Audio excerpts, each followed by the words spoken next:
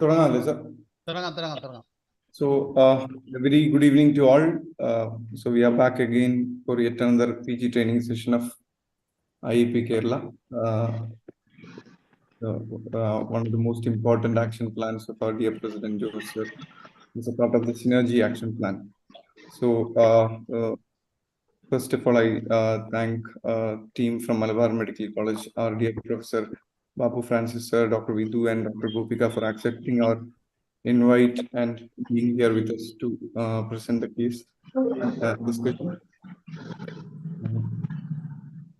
I invite our dear President, Dr. Ajit Kumar Sir, for his presidential address. Ajit Sir, over to you. Yeah, thank you, Dr. Vishnu. Really happy to see this program being continued with without any interruption for last 1 year under the leadership of ever vibrant Dr. Jose, President of IAP Kerala. So I'm really happy to see that my friend and neonatologist, Dr. Babu Francis, who will be a lead discussant. And it was a loss for us when he retired from IMCH, Calicut Medical College. And I am sure that this discussion on neonatology by Dr. Babu Francis and Dr. Vidhu will be very much useful for all the postgraduate students here. And I hope that the coming president who will be elected after this IAP Wayanad conference, state conference, will continue this program, which is very useful for all the postgraduates as well as pediatricians across Kerala, not only across Kerala, but all over India, as Dr. Vishnu has already previously mentioned. And so I welcome each one of you, Dr. Shanawaz, the coordinator, who is my friend, and Krishna Mohan, vibrant secretary, our senior pediatricians, Purushottam sir, and all Dali madam, and all others. I welcome everyone, all the participants here to this program, which is very useful for not only for postgraduates, but all of us who will be listening to this for the next 1 year. So all the best. Thank you.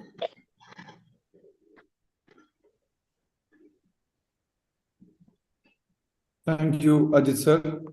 Now I request our dear President, Dr. Jose O, for his presidential address. Jose. Thank you, Dr. Vishnu Mohan. Good evening to all. Respected IAP Kozhikode branch president, Dr. Ajit Kumar Sir, and the convener of the program, Dr. Shanawaz Sir, the senior faculties of this program, Dr. Purushottam Sir, Dr. Arli Madam. Today, the leading faculty, Dr. Babu Francis Sir, Dr. Vidhu Ashok, the presenter, Dr. Gopika, all the postgraduate students, my dear friends. First of all, I congratulate IAP Kozhikode, taken all the leadership to organize a PG Click program in a systematic manner. Whenever they allotted to Kozhikode, they are very much proactively arranged every PG program. And congratulate Dr. Ajit, Dr. Vishnu, and all the leaders of Kozhikode team, given all the support for our PG Click program. As a president of IAP Kerala, I am attending this program. This is the last my program for IAP Kozhikode is concerned. And thank you, the Kozhikode team, given all the support for the IAP PG Clip program. Our state convener, Dr.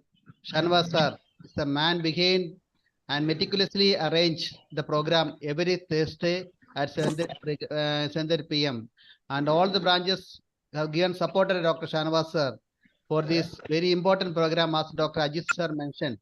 This is a program not for PG students. All the faculties, all the IAPs are joining the program, are benefited with a lot of knowledge regarding the pediatric case discussion and PG teaching program is concerned. And thank you, all the IAP Kozhikode team, all the faculties of the this PG program, and especially I thank Dr. Shanawaz Sir, given me all the support to coordinating this program last 1 year without any interruptions, and arranged every program in a meticulous manner. And bottom of my heart, thanks Shanavas sir for the support program and all the branch members given the positive response to this program, and especially Kozhikode team and the leadership of the program. All the branches, whenever we contact the branches, they are positively support the program with the benefit of our postgraduate students. And also I thank all the postgraduate students who are attended this program last 1 year and making this program a grand success. I wish you all the best program. I think the incoming president will continue this program because this is a very important program for IAP Kerala is concerned. And I wish you all support for the program. Thank you all once again. And we can meet and the Wayanad. The Vishnu and team arranged a wonderful conference with a very excellent academic feast, and again very excellent banquet program they are arranged. I request those who are not registered, please come and support and IAP Wayanad team. They have done a lot of homework with a very limited IAP members. They are arranged a very excellent program for all of you and wish you all the best program. Jai Hind, Jai Hind. Thank you very much, dear Joseph. Now invite our ever pleasant and most meticulous convener of this program, our dear Shanavas sir, to address. So very good evening to all. Respected Joseph sir, senior pediatricians of IAP in this dais, and also Dr. Vishnu, Dr. Ajit, my dear friends. I'm very happy to be a part of this program. So next Thursday will be the last program of this academic year as far as Joseph sir is concerned. So I am very glad that there was no Thursday in the last 1 year without this program. It was the commitment of Joseph sir. Somehow, in between, I didn't get any person. Sir will personally arrange a case and a person to present, so that never he just missed a single Thursday. So thank you very much, sir, for your enthusiasm in this program. And the President-elect, Dr. Shimmy Polos, has already decided to continue. And I think the first program, maybe by the IAP Kottayam, they have already fixed a case for next president's first case presentation. Okay, thank you very much, and thank you very much, Dr. Vishnu, for arranging. They are meticulously arranging, as Joseph sir has already said. Even before I call, they will have their case and their chief to preside over the session. Thank you, IAP Kozhikode branch, and thank you all. All the best for the program. Thank you. Thank you, dear Shanavas sir. So before going to the academic session, I would like to invite all of you to Wayanad for our Wayanad Pedicon on 3rd, 4th, and 5th of November. That is the next coming weekend. So we have one hall dedicated exclusively for the postgraduates and students, where we have around 50 research papers and interesting cases being present, and half a day of PG clinical training, where senior eminent professors from our fraternity will be discussing clinical cases as exam case scenarios. So, moreover, the next 2 days, we have excellent academicians from all over the country attending and deliberating for the 2 days. So, a warm welcome to all of you to Wayanad on behalf of IAP Kerala and IAP Wayanad. Now, I request Professor Babu Francis sir to kindly take over to the academic session. Over to you, Babu sir. Thank you very much for giving us this opportunity. Am I audible? Am I audible? Yes, sir. You're audible, sir. You're audible, sir. So thank you, organizers, for giving us this opportunity. And I have with me Dr. Vidhu, our own student. Is a very competent teacher, has proved herself. She is a pillar of our academic milieu in the department. So, and I welcome her, and our postgraduate student, Dr. Gopika.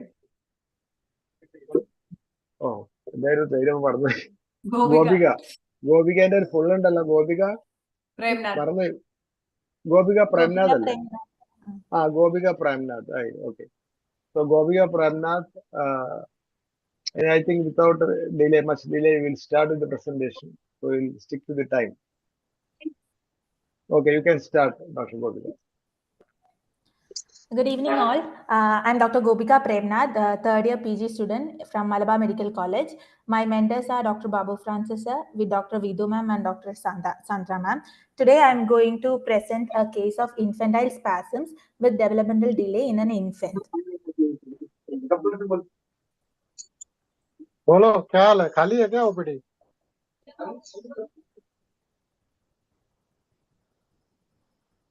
Please continue, Gopika. There was some interruption in between. Okay, sir. This is a 11-month, 18-day-old male baby. Gopika, you can share the slides.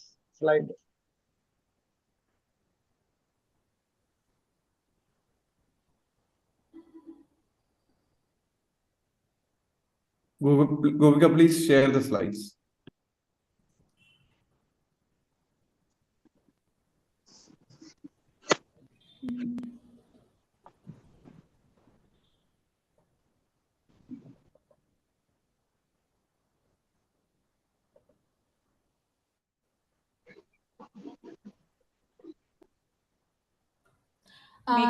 Screen. അത് projection ആണോ? അത് ചെറുതാണോ slide? Full screen ആക്കി Gopika. Full screen.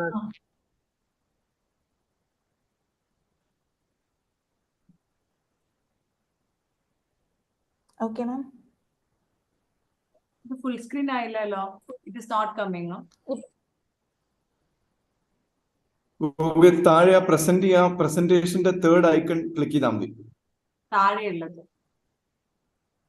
So 66% കാണുന്നതിന്റെ തൊട്ട് മുന്നത്തെ icon just click on that. സ്ക്രീനിലെ താഴെ.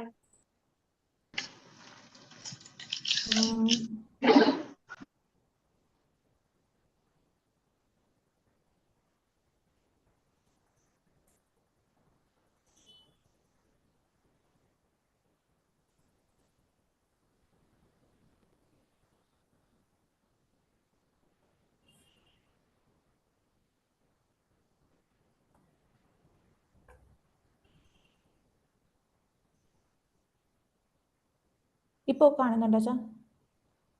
അല്ലാതെ സ്ക്രീൻ നമ്മള് ഈ താഴത്തെ ഐക്കണിൽ ക്ലിക്ക് ചെയ്യേണ്ട വരും. ഇതിപ്പോ എനിക്ക് ഫുൾ സ്ലൈഡ് ഷോ ഫുള്ള് കാണുന്നുണ്ട് എന്റെ സ്ക്രീനിൽ. സ്ലൈഡ് ഷോ ആയിട്ടാ കാണുന്നത്? ഫുള്ള് കാണുന്നുണ്ടോ? ഇപ്പൊ ഫുള്ള് കാണുന്നുണ്ട്. Just move to the next slide.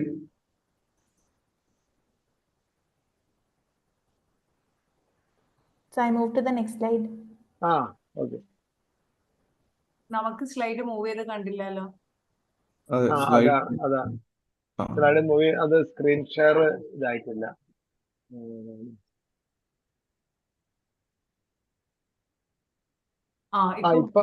ഇപ്പൊ സ്ലൈഡ് മൂവ് ചെയ്തു, പക്ഷെ പ്രൊജക്ഷനിലല്ല ഉള്ളത് അല്ലേ?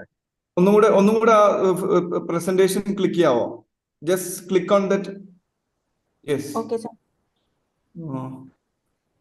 Now is the slide moving? ഇല്ല, still it's not in the presentation mode, but I think Hello? Presentation ഐക്കണിൽ ആ സ്ക്രീനിന്റെ ഐക്കണിലൊന്ന് ക്ലിക്ക് ചെയ്യോ? ഇതിപ്പോ സ്ലൈഡ് ഷോന്റെ സ്ക്രീൻ പ്രസ് ചെയ്തു സാർ.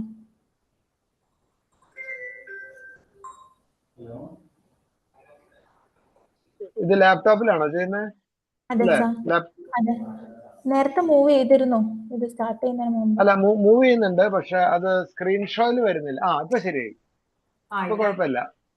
ഇപ്പൊ മതി. ആയിക്കോട്ടെ. ഓക്കെ, ഇപ്പൊ മൂവ് ചെയ്ത സ്ലൈഡ് മൂവ് ചെയ്ത next slide. Next slide.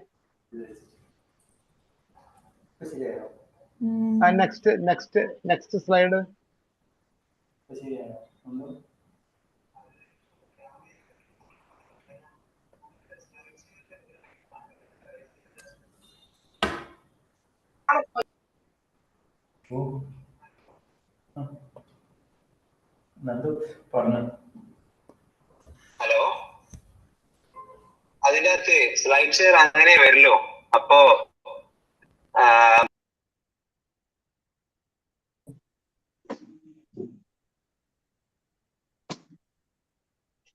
What?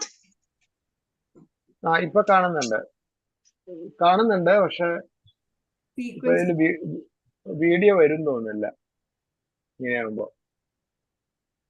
Video വരുമായിരിക്കും സർ. ഗോപിക ഒന്ന് ഫസ്റ്റ് സ്ലൈഡ് മുതൽ ജസ്റ്റ് ഒന്ന് പ്രസന്റ് ചെയ്ത് തുടങ്ങാം.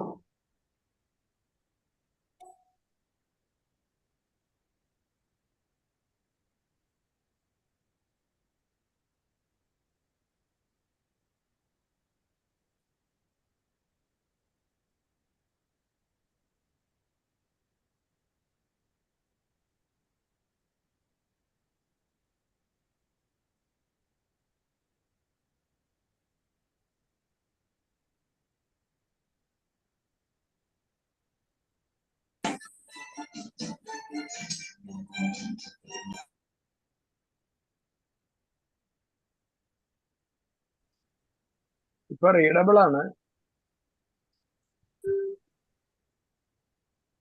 സ്റ്റാർട്ട് ചെയ്തോളൂ ഗോപിക.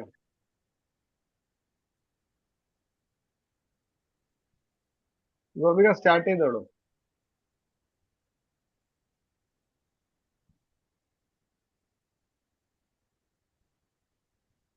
സ്ക്രോൾ ചെയ്താൽ മതി, അങ്ങനെ ചെയ്താൽ മതി. സ്ക്രോൾ ചെയ്താൽ മതി.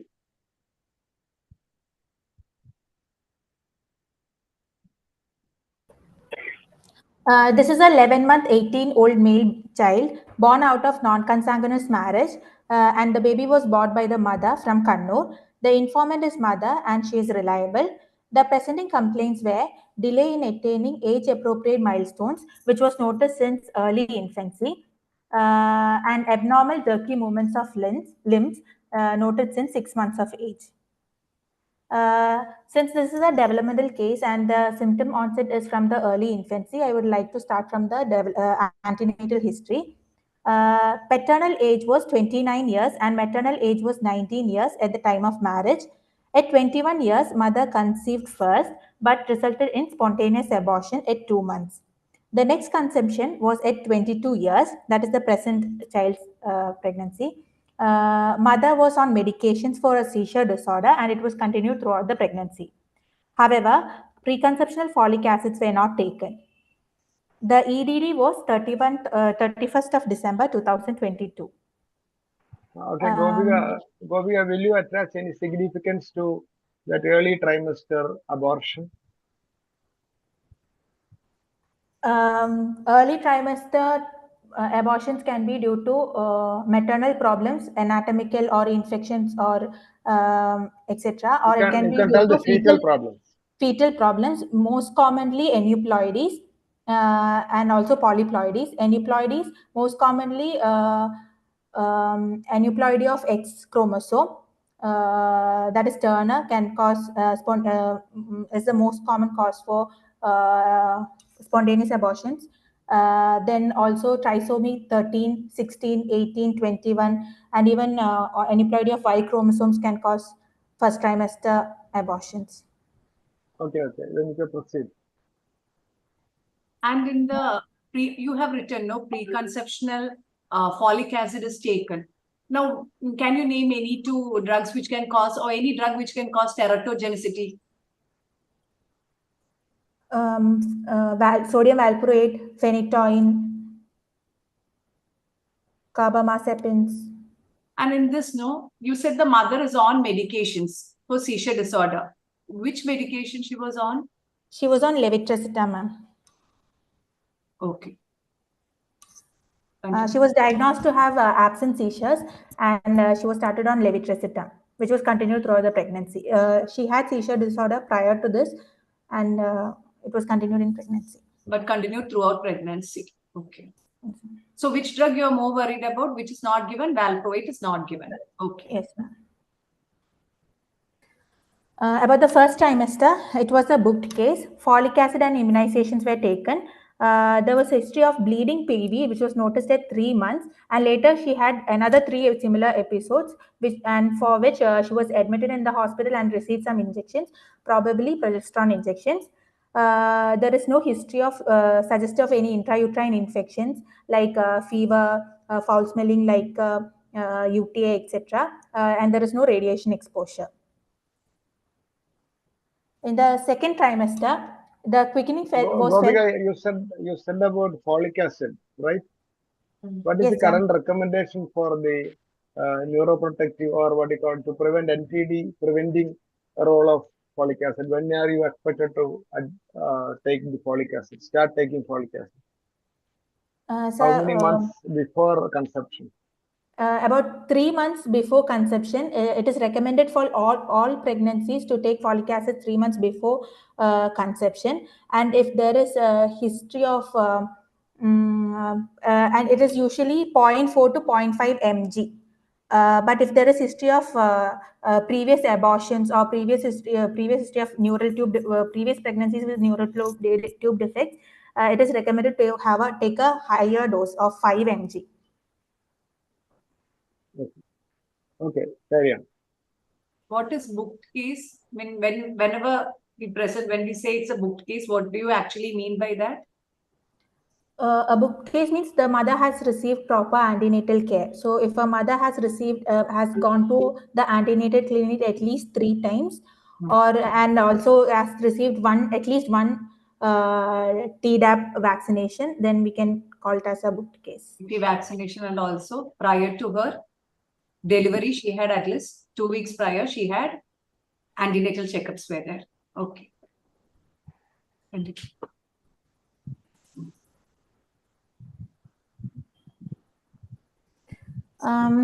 About the second trimester, the quickening was felt only at 7 months. She did not perceive any excessive fetal movements during the after this. Oral iron, calcium, and supplements were taken, and folic acid was continued. There is history of 2 to 3 episodes of bleeding PV in the second trimester also, and received the same medications. Anomaly scans were taken, and they are said to be normal. There is no history of PIH, GDM, or fever or UTI during the second trimester. And in the third trimester, you said about excessive fetal movements. What is your idea in asking that question? Since we are dealing with the case of infantile spasms or a seizure disorder, the intrauterine seizures can present as increased fetal movements. Can you tell me one condition which can cause intrauterine seizures?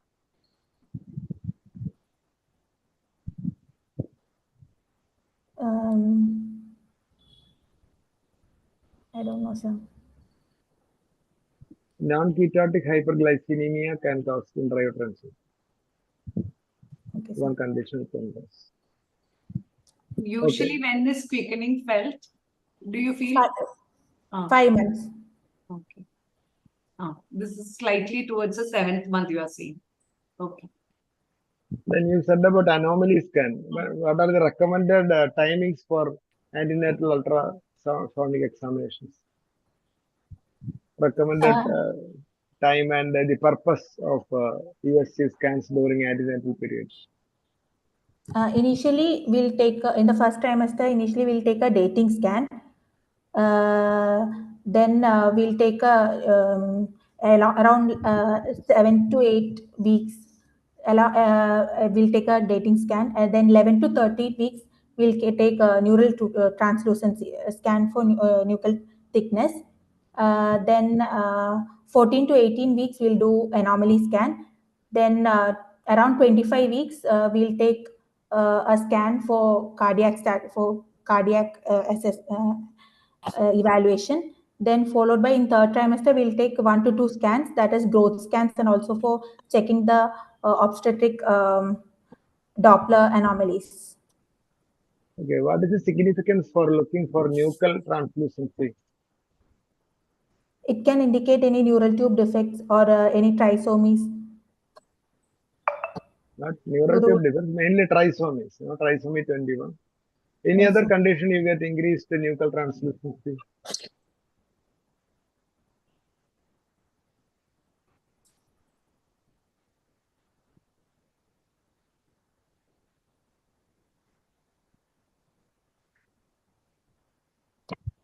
Maybe certain congenital heart disease. Certain congenital heart disease. It may be a feature of edema, increased nuchal translucency. Okay. Can you tell us what is soft ultrasound signs for aneuploidy? Sir, what are the markers of aneuploidy? Other soft markers In the or first time, minor markers. Minor markers. But usually you see that may be normal or it may be associated with aneuploidy. Just got not much of specificity or sensitivity, but probably you see it more in such ultrasound markers for aneuploidy. It is not very specific, but it's a radiological features.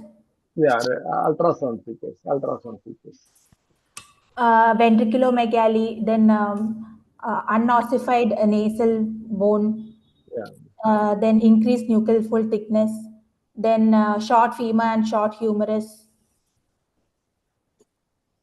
So you are concerned when the maternal age is higher. So when the risk is higher, naturally these findings may add to the risk. It has to be always interpreted in conjunction with the risk, otherwise risk, especially maternal age and other serum markers also. It should be like interpreted in association with serum markers and also the risk by maternal age. So it will add to your risk stratification for finding the risk of aneuploidy. Okay, so okay, carry on. Okay, sir. That third trimester was also uneventful. About the natal history, at 32 weeks of gestation, mother had preterm premature rupture of membranes, and she has not received any antenatal steroids. There is no history of foul-smelling liquor or burning micturition. Mother gives history of cesarean section 24 hours after leaking PV. There is no history of, however, there was no history of maternal fever during the labor. Baby was delivered on 7th of November 2022 at 9 a.m. and the birth weight was 2.160 kg. You mentioned antenatal steroids, but did you mention about neuroprotective magnesium sulfate, whether it was given or not? No neuroprotective measures were taken, sir. Also, I think magnesium sulfate is recommended if the gestation age of the at delivery is below 32 weeks of gestation. Okay, 31 equal to or less than 31 weeks. Okay, that may be the reason why they didn't give. But they didn't give steroids also. They didn't give, right? No, sir. No, sir. There is no recordable evidence of. Okay. If About the at all neonatal history. in vaccination, no, when I asked about the booked case, you said that vaccine is to be taken by the mother. In a pregnancy, what are the vaccines that can be given to a mother? We routinely give Tdap vaccines. Then current guidelines are telling to give inactivated influenza and hepatitis B vaccines. However, we should avoid any live vaccines during pregnancy or around pregnancy. What is the purpose of giving influenza vaccine to the antenatal mother? Influenza is known to, during pregnancy, is known to cause congenital effects. Any advantage for the newborn? It gives additional protection for the newborn also. Okay.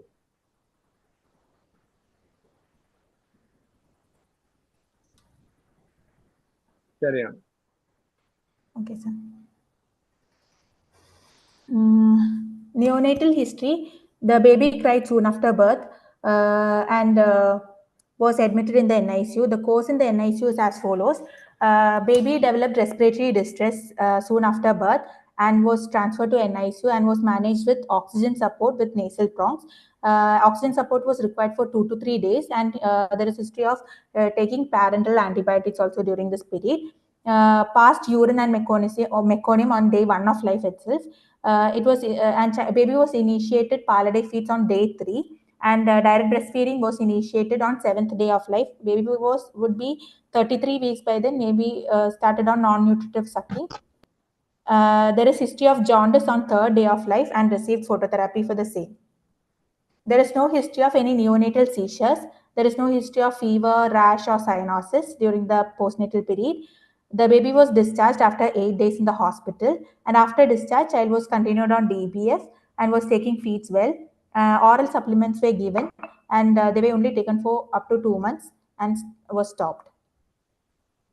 Considering the prematurity and the present problem of the baby, can you attach in relation with the prematurity and the present problem? Prematurity is a cause for prematurity, and is itself You is said a child cause. received phototherapy. You said child received phototherapy. Yes, sir. Okay, neonatal hyperbilirubinemia can cause kernicterus, which is also an encephalopathy that can be continued. The sequelae which can be continued as hypertonia and seizures. Then Okay, prematurity itself. From the history, will you consider any significant issues in the newborn period which Yes, has sir. got a bearing on the present problem of the baby? Because you said baby was started on direct feeding on 7th day and so on. Do you think such a baby may have issues which can have a bearing on the present problem?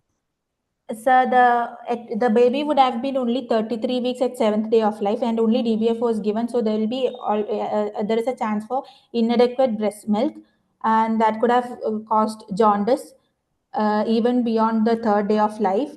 And the baby was not on follow up, so it could have been caused kernicterus. Yeah, that's right. But do you think any catastrophic complications develop is attendant with the prematurity? This baby does not appear to be very likely because the baby never had any seizures. During the neonatal Never period. had, the baby started feeding on 7th day, direct feeding. So do you expect any such complications? What are the complications you anticipate for a preterm baby with a bearing on the long-term neurological outcome?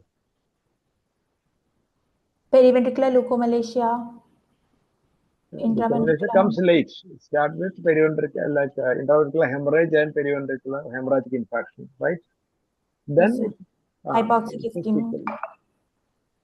Mainly IV, intraventricular hemorrhage. Okay. Then what else? And from the history, probably this baby never had any such severe complications. Even baby needed only nasal oxygen. Even CPAP was not given. Yes, sir. Oxygen. Oxygen was given through nasal prong, so the child may be getting 100% FiO2 that could have been caused free radical injury to the brain. But how nasal oxygen can you give 100% oxygen with a nasal cannula? To me, I feel the child had a very uneventful course, relatively uneventful course in the newborn period, and it may not have much bearing on the present problem. From the history, yes, we don't know the real issues. Yes, sir, okay, but in the natal history, there is history of prolonged labor, prolonged premature rupture of membrane also. Okay. So that could have lead to neonatal sepsis and meningitis. But child was discharged from hospital. Yes, How sir. long child remained in hospital? Only 8 days, sir. Okay. So either the gestational age is wrong, or baby was lucky enough to get discharged without any complication. Okay, carry on. The baby was not on any follow-up till 5 months of age. Mother recollects baby having poor cry and decreased activity and excessive sleepiness during the first 2 months of life. From 3 months of age, she noticed excessive cry in the child. Do you think anything odd in this? Like a baby, usually you see babies, follow-up is given. Baby is seen after 5 months. Is that the routine? You send them away and without any follow-up? Yes, Generally, we follow them especially in since the baby is preterm. So we have to keep them under follow-up in high-risk clinic. Yes, sir. And for this baby, OAE or ROP screening, nothing was done. So the child was not screened for this problem. No ROP screening. No, Yes, sir. okay. No ultrasound, neurosonogram. Was No, neurosonogram taken for that baby? No. no, sir. Okay, carry on, carry on.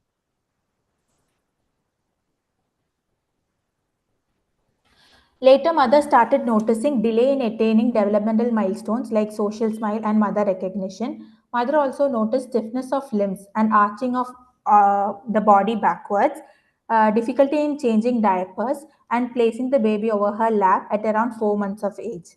Mother also noticed absence of active limb movements. Head control was not attained at 5 months. And since it was not attained even at 5 months, baby was taken to a hospital from where some evaluations were done, but no medications were started, and physiotherapy was initiated, and he was on alternate homeopathic medications since then. About the developmental history. 1 second, you put the previous slide, no? Sir, you wanted to ask anything? Very difficult to read. So you are saying that this child, until 5 months, they did not have any follow-up. Yes, ma'am. So ideally, the preterm follow-up should have been there. Now Yes, at ma'am. 5 months, what is the development that this mother is saying the baby has not attained? But for a normal child, at 5 months, what and all the child would have done? What did the mother actually miss in the child? 5 months, what development the child would have? At 5 months, the corrected gestation age of the child would have been only 3 months. Okay, so you're saying it's a preterm, you're giving a 2 months. Okay, then at 3 months, what the child should have done? At 3 months, already the child should have been alert to sound. The child mother recognition, visual fixation, and mother recognition should have been there. Then head Actually, control. come like gross motor, fine motor, like that you have to. Head control, at least partial head control should have been there. Okay, maybe partial. Okay, then fine motor. Fine motor, the palmar grasp would have been persisting since it is only 3 months. Around 2 to 3 months, it disappears. By around 2 months, the baby 2 will to 3 months, open it the hands. can disappear, but can give time till 5 months. Okay, then what else? Then the baby will actually social, what the baby will do by now, which the mother actually will recognize. Intently looking at her. Social and smile social should have smile. been present by 2.5 months, and language, what the baby will do by now? Around 3 months. Alerts to sound. Cooing might have started by now. Cooing. And by, okay. So at least this much should have happened. But your baby did not do any of this by now. And more than that, they have also started noticing. What do they mean by that? They are saying stiffness of the limbs are there. So the tone is increased. That is what they mean. What else you should have, like you said, dressing, changing diapers, they found it difficult. Yeah. Yes, ma'am. Yes, ma'am. Because of the stiff. But they went for physiotherapy, you're saying? Yes, ma'am. Actually, they did EEG, MRI, and all. There was no proper management was not there. They were started on physiotherapy and they went for alternate medications. They didn't go to a. Okay. So you mean to say before 5 months they had been to a doctor? That is what you meant to say, because Before 5 months. Before 5 months, no doctor has seen the baby after the NICU discharge. Okay, after 5 months. Until 5 months, no one had seen. Yes, after 5 months, mother not noticed all these things and they went to the hospital. Okay. And then from 5 months, physiotherapy was initiated. Okay, from 5 months. Okay.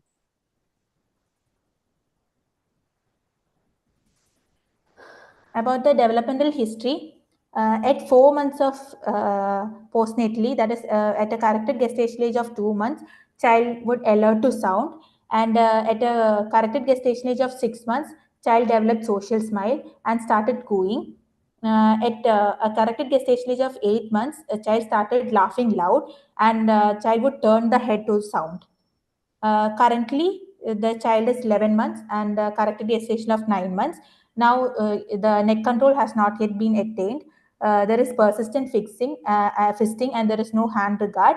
There is no mother recognition, and there is no visual fixation also. So, approximately the developmental quotient of the child is approximately 25%.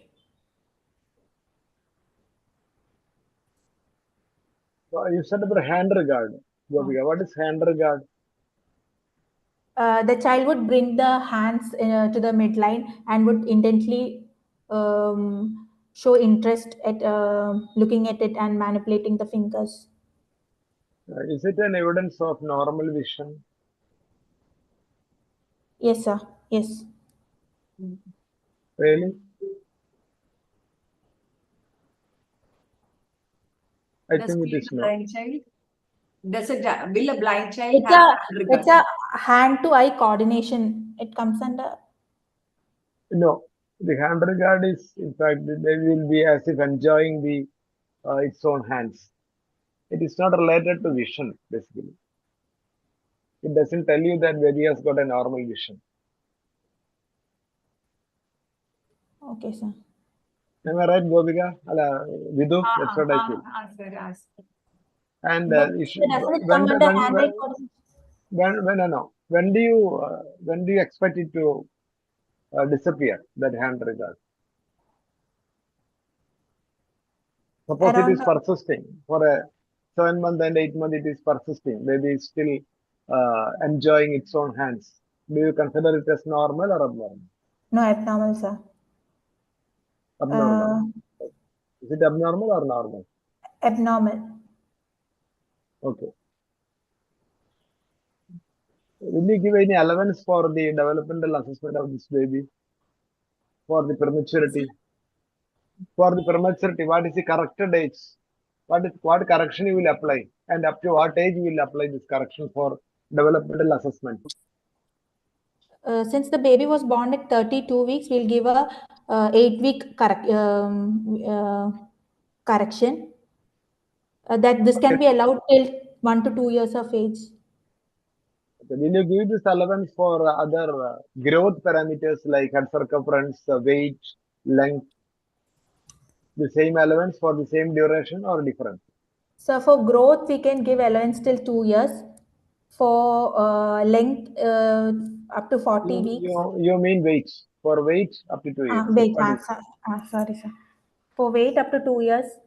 Then length, up to 40 weeks. Then head circumference, 18 months. Okay, you carry on. Gopika, by this slide end, no, you should actually mention your child, this child, how much is the developmental age that you're finding, and ideally by this, what the child should be doing. So it will be clear to all. Okay, ma'am. According to this, the child will have a developmental age of 1.5 months.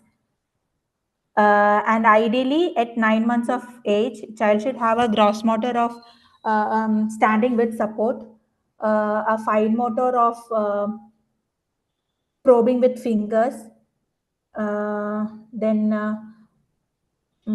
child should But have you been should able to say by give corrected age. No, this child is now how many months now? 9 months. Corrected gestation is 9 months. Okay. Carry on. Then child should have been able to use bisyllables in language.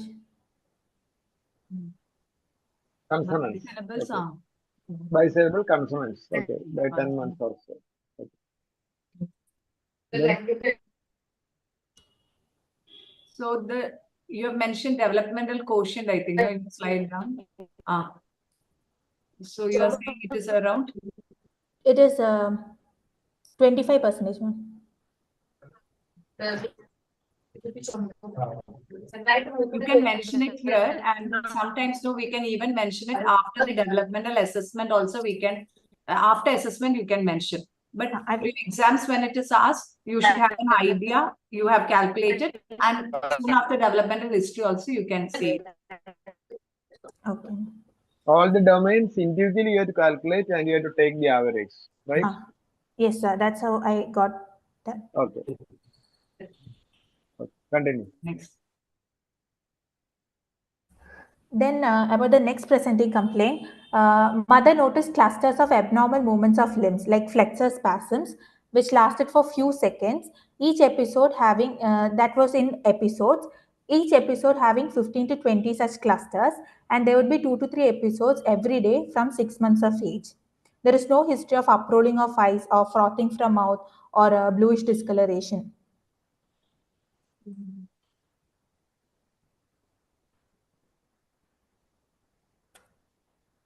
This is the video of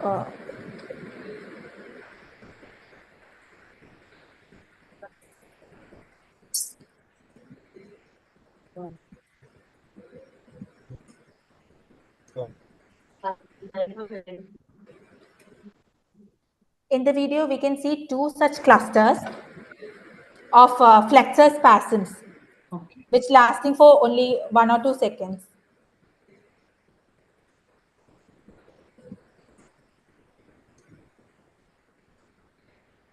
Do you think they are seizures or they are seizure mimics? So this looks like jerks. This looks like spasms. Can you tell us what are the seizure mimics you may find at this age? Seizure mimics you find at this age. Increased startle response, exaggerated startle response. Where do you get, can you tell an example where you get an exaggerated startle response? It's a condition. Yeah.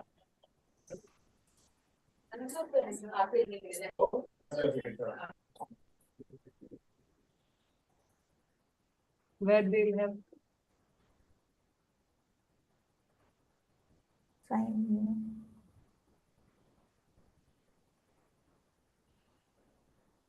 That baby has got any neurodegenerative conditions where you may get large head, cherry red spot. You can get in Tay-Sachs. Gangliosidosis. Tay-Sachs, you may get in Tay-Sachs. Okay, sir. Okay. Then what are the other seizure mimics at this age you may get? Sometimes you may find.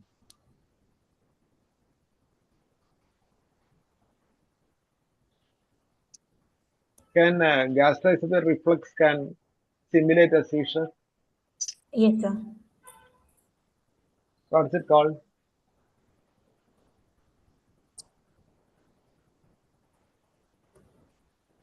Sandiphasing. Okay. It may sometimes mimic a seizure. They may go for episotonic posturing and it may mimic a seizure. Okay, sir. Anything else? Any other seizure mimics you may find in this age?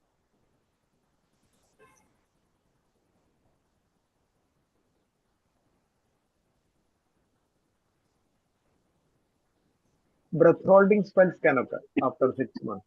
Okay. Breath holding spells can occur. Okay. By both cyanotic and sometimes pallid spells may be part of some like rhythm, unstable rhythm disorders. They may get, and sometimes certain cardiac events can mimic a seizure-like episode. apnea, syncopal attacks, all this. All this thing can, and spasmodic torticollis can sometimes. Paroxysmal spasmodic torticollis is a migraine related thing in the infancy. You may get similar, you may confuse it with seizure. And sometimes stereotypies can manifest. Sometimes you will be confused with seizure. Okay, carry on.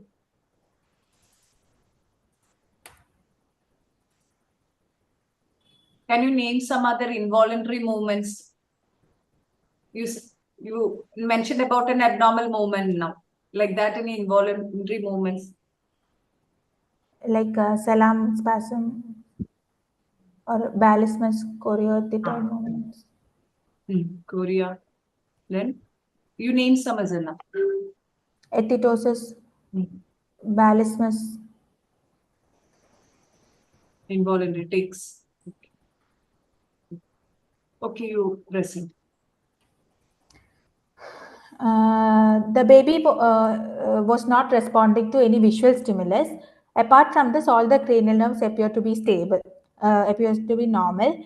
There is no history of slipping of the baby when held under the shoulders. So I meant to say that all the cranial nerves except for the vision or optic nerve and all are normal, and all the motor system also, there is no floppiness, but there is increased stiffness of limbs and arching backwards. There is no history of any involuntary movements of eyeball or limbs suggestive of any cerebellar involvement. There is no history of excessive sweating or salivation, flushing of skin, pallor, coldness, etc., meaning the autonomic system is not affected. There is no history of constipation or dribbling of urine. 1 minute. The before slide. You said no. Before you place the before slide, because the concentration will go, like you're keeping another slide and we are speaking about something else. No. So you said cranial nerves are not involved. Okay. So in a history, what are the positive points? I mean, what are the points that you'll ask the mother for you to understand that cranial nerve involvement? So what are the things usually we ask and we include in the history? Whether the child has any olfactory nerve, whether the child would turn towards a pleasant smell or moves away from an abnormal irritant smell, then whether the child would visually fixate, or whether the child recognizes familiar objects or recognizes mother, then whether the movements of eyeball is present in all the direction, if there is ptosis or squint.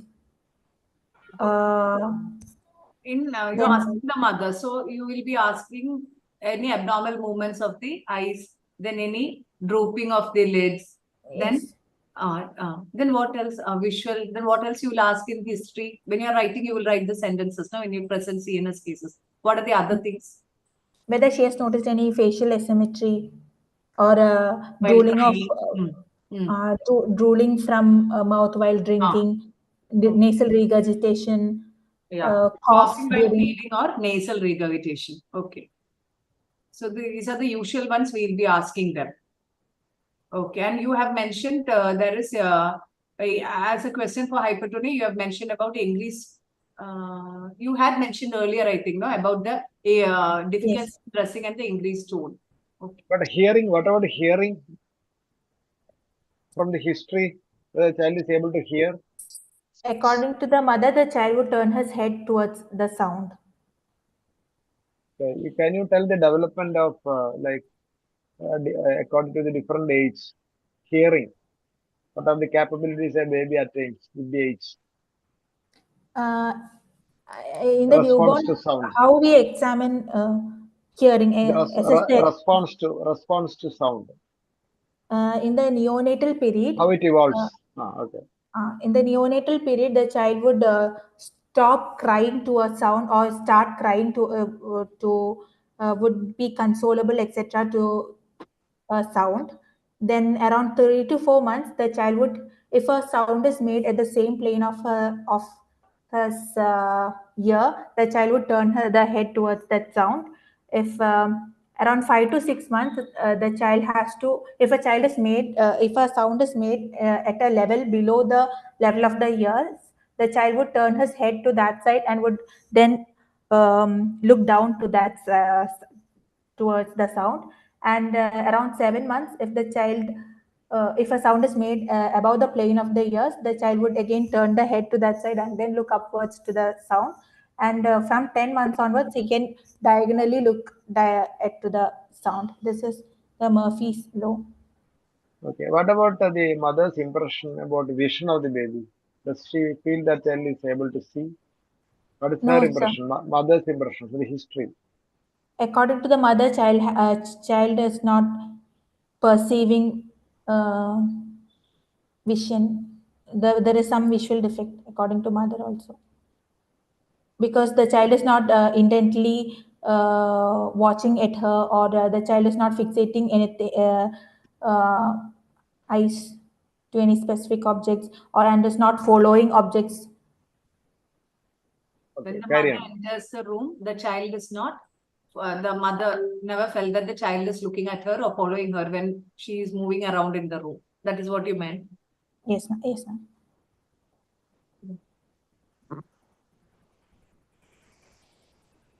About the immunization history, child is fully immunized up to age according to the national immunization schedule. Dietary history, child was exclusively breastfed up to 7 months of age.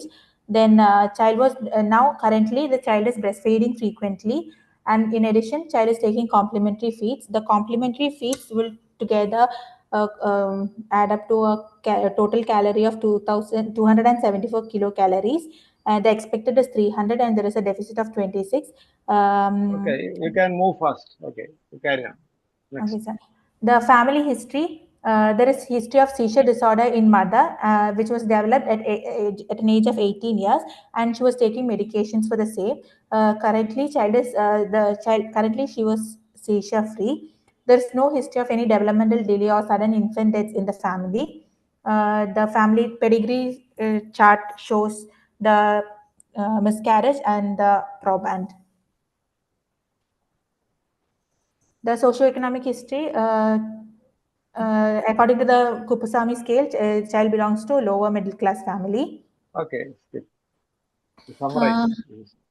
Summary, 11.5-month-old baby boy born at 32 weeks of gestation, appropriate for gestational age by LSCS, born out of non-consanguineous parentage to a 22-year-old gravida 2 mother on antiepileptics with history of first trimester abortion, who had 7 days of NICU stay for respiratory distress and neonatal jaundice, now presented with global developmental delay, hypertonia, infantile spasms, and visual defects.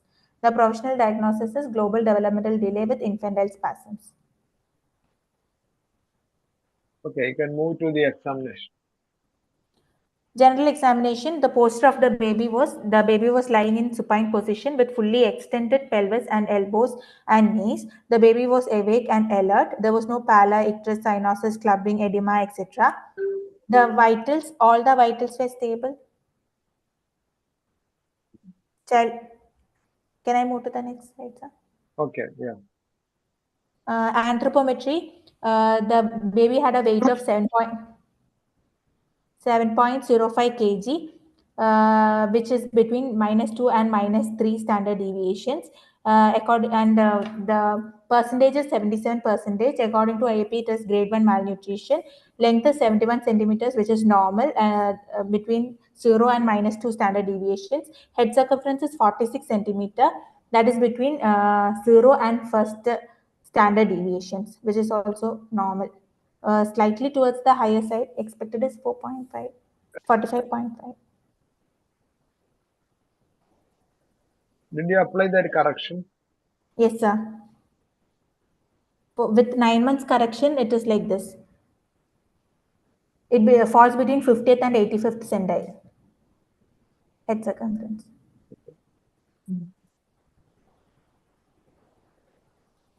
About the head to foot examination, the head size and shape appears normal. The anterior fontanelle was 3 centimeter into 3 centimeter, was pulsatile and was at the level of the skull. Hairline appeared to be normal. There was no facial dysmorphism. There is a sinus on the helix of the right ear that is shown as shown in the figure, but no much relevance is found. It could probably be a sebaceous cyst which has strained out. The ear, nose, mouth, etc. appears normal. Upper and lower incisors has erupted and there are no dental caries. There is a hyperpigmented macula of 6 into 3 millimeter over the chin. Mongolian spots are present over the buttocks region.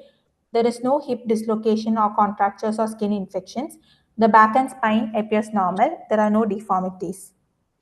You said the child's head circumference is slightly on the upper side. When you see the baby, the head appears very prominent. That is Yes, sir. strikingly prominent, though it doesn't fall under macrocephaly. So, what are the Yes. conditions in such a scenario? What are the conditions we may suspect with a macrocephaly and developmental delay, seizures, and all? Canavan syndrome, Advanced disease, then Krabbe, then then Alexander's syndrome, Other conditions where they will have large head.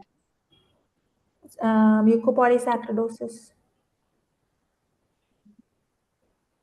okay, then anything else? Yeah, you are going to mention about antifontanel now. Did She you has mention? mentioned, sir. She mentioned. Yes, Yes. sir. Second line. Okay. Is it bulging or just No, wide sir. only? No, sir. It is open. Yes, sir. It is open. Okay. So what do you think the reason for that possibly? It could Is it be a not? case of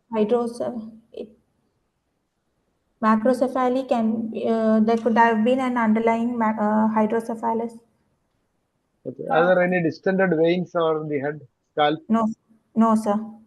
Okay. Any bulging? Is it bulging? No. At the level of. What else it could be? Sorry, sir.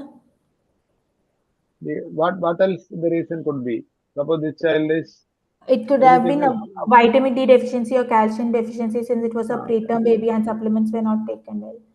Okay. Child was not given vitamin D supplements. Yes, sir. Okay, carry on. The developmental assessment. You said about Mongolian spot, no? You said about Mongolian spots. Yes, sir. Is it normal? Can it be any case abnormal? Can you find any? Usually it is taken as normal, physiological. Yes, But in yes, any sir. other situation, it can be Yes, association. sir. There can be association with any other problem. In GM gangliosidosis, Niemann-Pick syndrome, in Hurler-Hunter, and all, there can be persisting and extensive Mongolian spots. Mongolians. Okay. Sir, chat-il ഒരു answer ചെയ്യുന്നുണ്ടേ sir എടുക്ക് ഞാനത് നോക്കുന്നില്ല. ചാറ്റിൽ കുറച്ച് answers വന്നിട്ടുണ്ട് sir ചോദിക്കുമ്പോ. Okay, good. Macrocephaly definition. More than 3 standard deviations from the normal for age. Then microcephaly, what is it? No, macrocephaly is more than 2 standard deviation and the microcephaly is more than 3 standard deviations below. Below standard. Okay. Just before slide, you will just put, because general examination idile. Onnu munnathe slide. No, that head to foot slide itself, head to foot.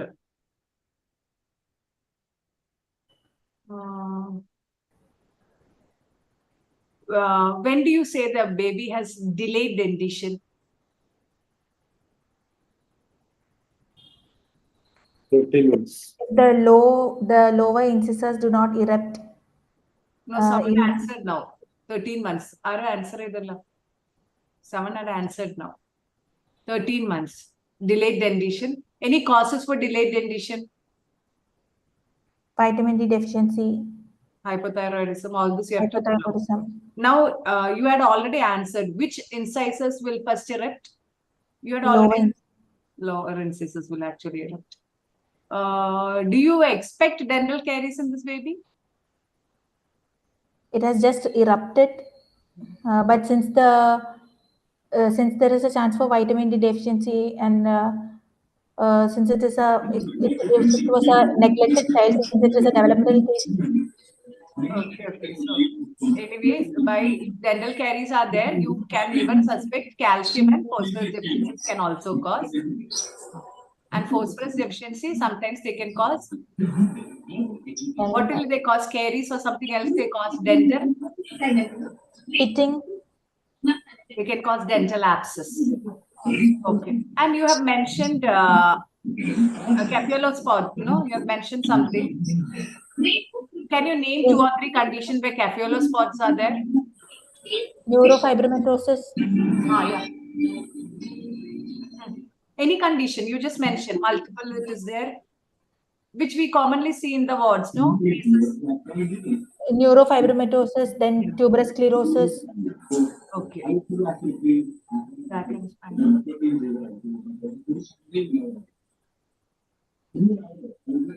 Okay, next slide, you continue. McCune-Albright. McCune-Albright also.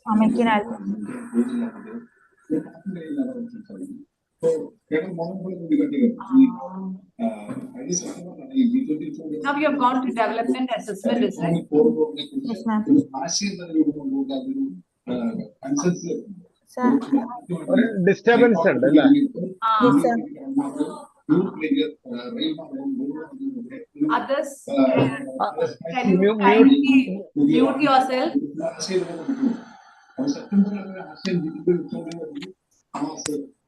Crosstalk ഉണ്ട്. Crosstalk is there now. Kindly mute. ഞാൻ others. Mute ചെയ്തിട്ടുണ്ട്. അപ്പോ ശരിയായി തോന്നുന്നു sir. Okay, present. This is about the developmental assessment. First, this is about the 360-degree flip. In the first figure, you can see that the baby is lying in the supine position with the extension of all limbs. The child was not able to extend his head above the plane.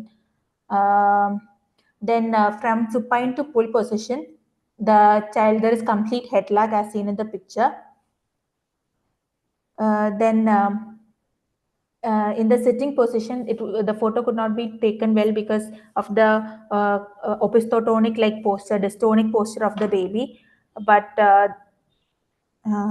then in ventral suspension, again due to the opistotonic posturing, dystonic posturing, according to what we can see in the figure, the child is able to maintain the head along the plane of the trunk.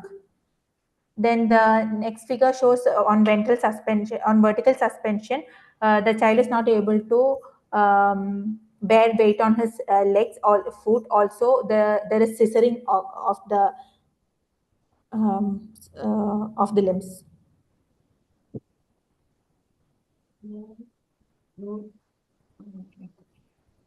Can you just mention the sequence? Like, this is 360 flip you are doing, no? You Yes, just ma'am. mention sequence because your photos are not in sequence. In the supine position, then The baby supine and lying pull to down, sit, no? lying down, supine and pull to sit, then on vertical suspension, then sitting. No, and like you will pull the baby. Then what are you looking at the baby? The baby's head should head be. lag, whether there is a head lag. Your baby is having head lag. Head lag. Ideally, this baby is around 9 months, corrected gestational age. By this month, what the baby will be doing at that time? The baby would have started crawling and creeping. No. When you do that, the baby will actually. The baby should be able to extend his head forward. The head will be held in position because neck control Against is gravity. maintained for a baby of 9 months. Now you will make the baby to pull to sit, holding the shoulder. What is this baby showing? From pull to sit, the child is having complete head lag.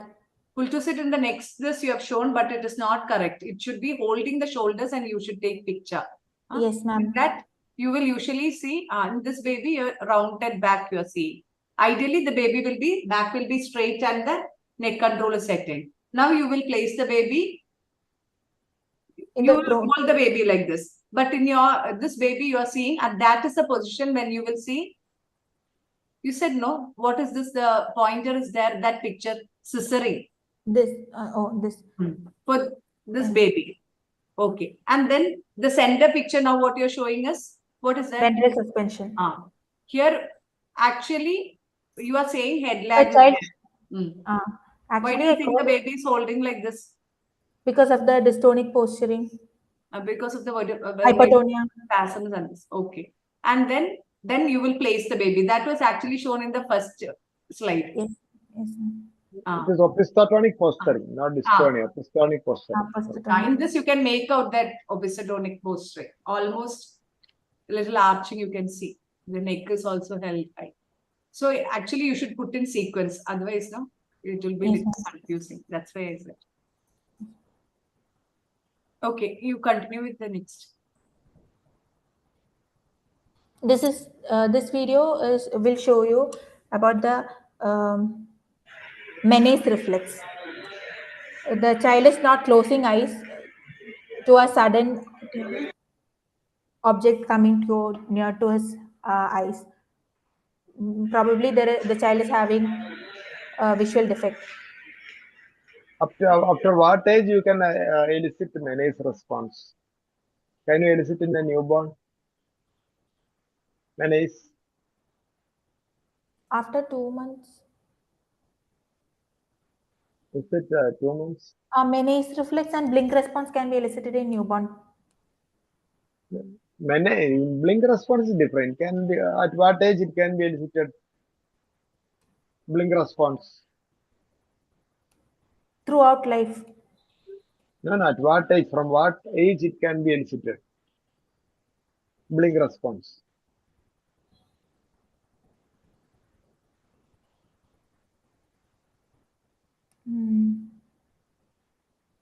From newborn. It doesn't tell you really whether child is consciously appreciating light.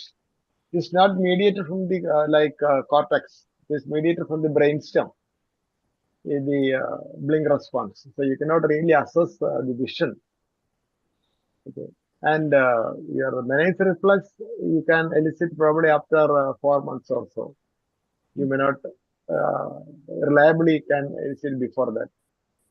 Okay, but this age you should be able to menace. Okay. And when you elicit menace, it should not produce any what do you call it? Air currents. So it will stimulate the blink response or corneal reflex. Okay. So how do you assess vision in this? Do you assess? Okay, you come to the nervous system examination. Okay, then you are going to say that. Okay. Okay, sir. Corneal reflex. What is the afferent and efferent? So it's a corneal reflex now, no? Trigeminal and facial nerve.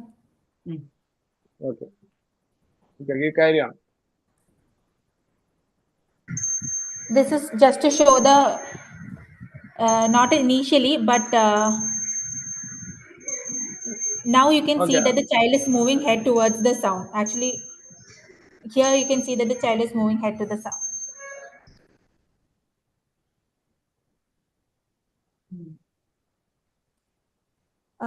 Now the developmental quotient is 25% and developmental age is 1.5 months. About the primitive reflexes, on examination, there is no Morose reflex, it is absent. The rooting reflex has disappeared. There is Palmar reflex is persisting. There is persistent fisting, but no cortical thumb. The asymmetric tronic neck reflex could not be elicited because of the dystonic posturing. The parachute reflex is also not attained. When do you expect the parachute reflex to appear? 6 months. 6 to 7. Is it 6 months? 7 months. 7 to 8 months. I think it is 7 months. 7 to 8 initially. Then it becomes fully active at what age? It is present throughout life.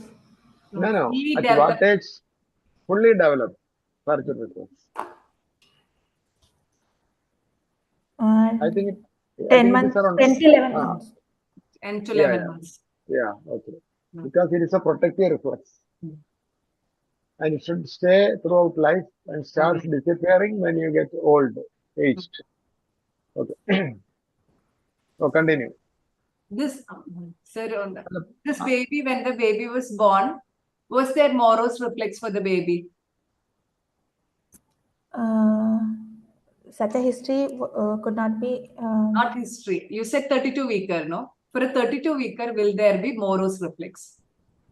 Yes, ma'am. The complete Morose reflex will be there?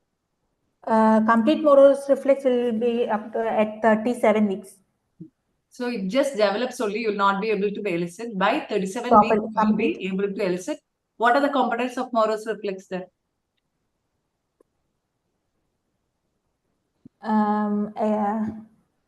Extension of upper and lower limbs. Extension at, actually you have to mention the joints. Extension at the elbows. Shoulder and elbows. And fanning out of the fingers. And then flexion of the. What about shoulders? Shoulders are only at the elbow.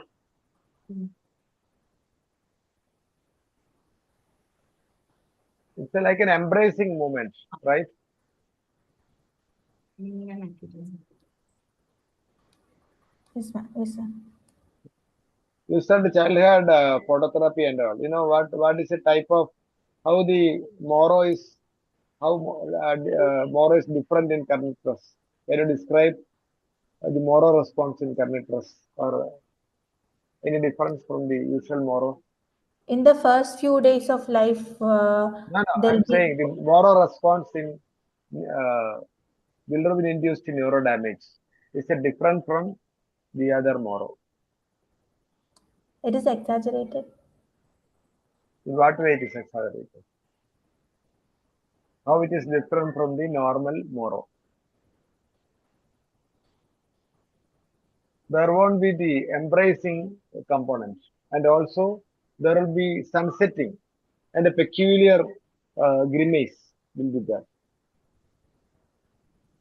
Okay, sir. Moro response in carnivorous. Okay, and there will be sunsetting of the eyes with a particular grimace, and there won't be any embracing component. Only opening up will be there. Okay. Okay, you carry on. Cranial nerve examination. All the cranial nerves except for the visual appears normal. What are your comments about vision? Yes, the child is able to see. How do we assess, sir? Yeah. Vision is there or not? Mother says there is no vision. How did you objectively test for vision in this age? A child developmentally delayed. We should look for blink response. I told you, blink response doesn't tell you really vision is there or not.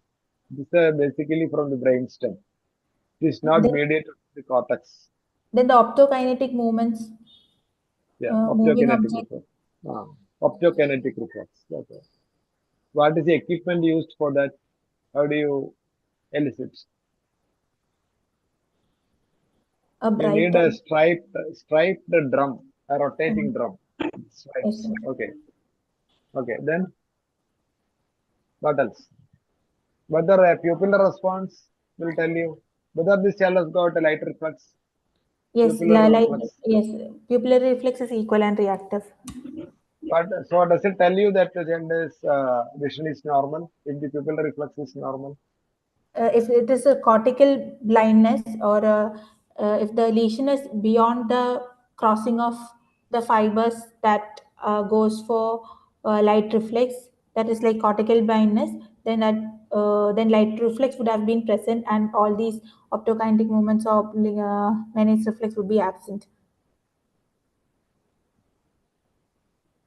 So what are the conditions? So what do you think this child has got? Child has got cortical blindness or anything related to optic nerve? What is your assessment? What is the reason for this? Suppose you said child is not able to see. So whether it is a cortical blindness or is a peripheral blindness? Cortical blindness, sir, because light reflex is present. But like, what are the other features to say that it is a cortical blindness?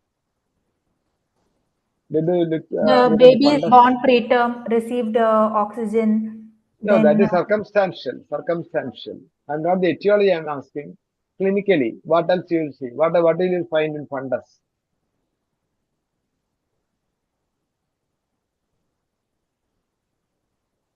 in cortical blindness, optic atrophy. So you think it is child is congenitally blind or the blindness developed later? What do you think?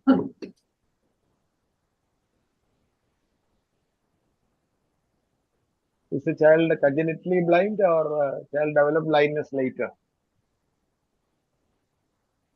I think it is because of a perinatal event like a hypoglycemia or a pre-radical Okay. injury that has caused. So, okay, it can be some perinatal event like ischemic event or infarct or hypoglycemic insult and so on. Okay, so that can be one reason. So, what do you think it is? It is a cortical blindness. Yes, sir. So, did you examine fundus? How will you evaluate for cortical blindness?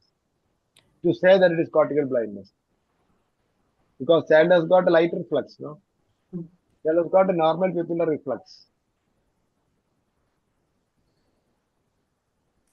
Fundus examination in this child, we should look for any cherry red spots or Okay, we'll examine for any like hyperplasia of the optic nerve and any retinal issues. retinitis pigmentosa. But this child has got light reflex. Okay, normally.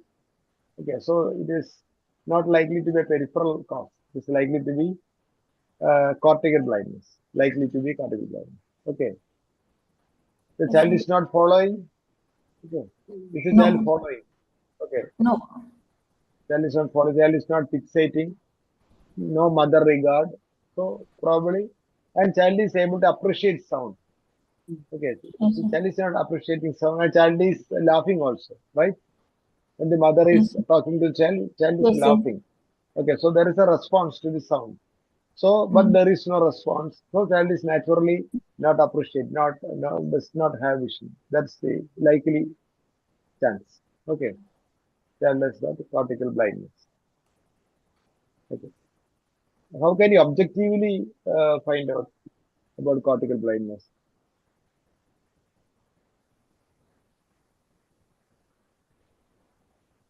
What is visual evoked response?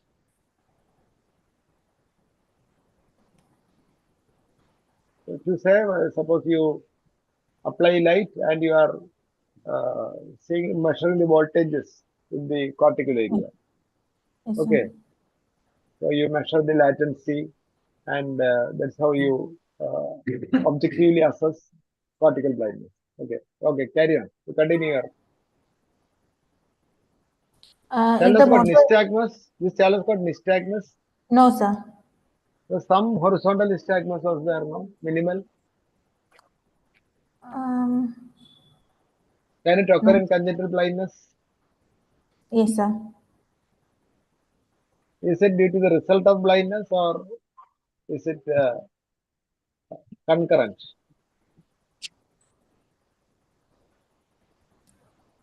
Previously, we thought that it is due to blindness. The pendular nystagmus is due to blindness, but now we know that both are related. The blindness and the nystagmus are mutually related. So you can sometimes find this child has got a minimal, I think, not very evident, but there is some nystagmus, pendular nystagmus. Okay, you didn't notice. No, sir. You didn't notice. Okay, okay, carry on. I may be wrong. About the motor system, there is no wasting as such. The bulk is bilaterally symmetrical. Tone is increased in all four limbs. The power is 3/5 in all four limbs. And the reflexes, dependent reflexes are brisk. The plantar reflexes extensor. You can say The only more than 3. Power, you can see more than 3. You cannot quantify whether it is 4 or 5. You more know than that child 3 is is moving brisk. more than 3. So, Then bilateral angle clonus is also present. I couldn't take the video. oh,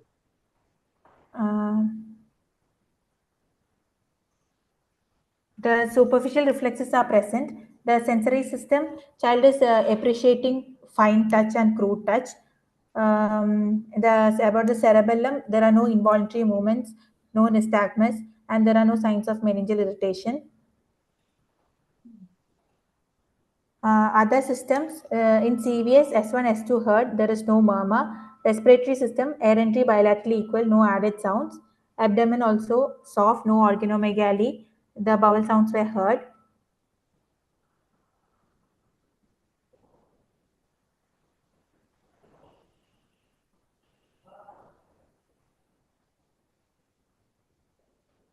Okay, you can sum up. Summary, 11.5-month-old boy baby born at 32 weeks. We do anything further in the examination? No, sir, only these nerve roots and all anyway, they know, no, sir. Those things to ask. Sir. Okay. Now it is 9 hour, right? So these Right. are questions. I will. Okay. 11.5-month-old baby boy born at 32 weeks of gestation, appropriate for gestational age, by LSCS, born out of non-consanguineous marriage to a 22-year-old gravida 2 mother on antibiotics with a history of first trimester abortion, who had 7 days of NICU stay for respiratory distress and neonatal jaundice, now presented with global developmental delay, hypertonia, infantile spasms, and visual defects. On examination, there is no facial dysmorphism. Head size appears normal. Developmental age is 1.5 months. Hypertonia present in all 4 limbs and trunk. Brisk reflexes and angle clonus present. All other systems within normal limits. The differential diagnoses are early infantile myoclonic seizures, late infantile myoclonic seizures, that is Ohtahara syndrome, West syndrome, inborn errors of metabolism.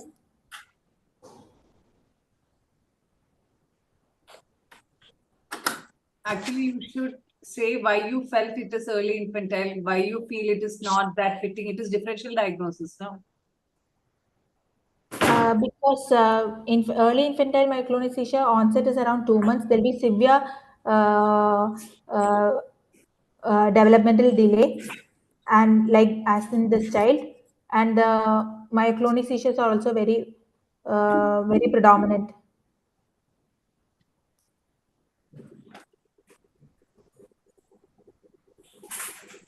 Okay, Gopika, suppose this child is brought to you by say 5 months. Yes, Hello? Yes, sir. Are you, suppose this child is brought to you emergency, child is getting admitted, comes to emergency with such spasms. 5-month-old.